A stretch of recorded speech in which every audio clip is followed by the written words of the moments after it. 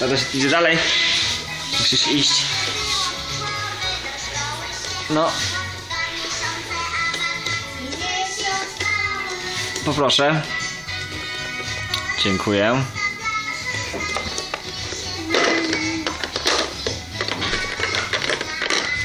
Okej.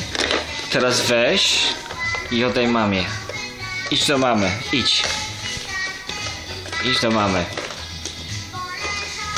Tam w kuchni jest mama. Natalka, tam w kuchni jest mama. Uważaj na klocki na podłodze. O, weźmy, włożysz klocka. Brawo. No, przyniesiesz mi? No daj mamie. Proszę, dziadeczko, proszę. No wstawaj, przynieś. Chodź. No chodź.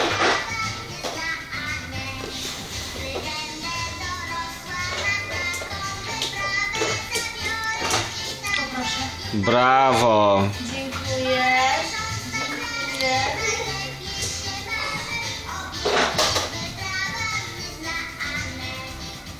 Natalka, co tam robisz?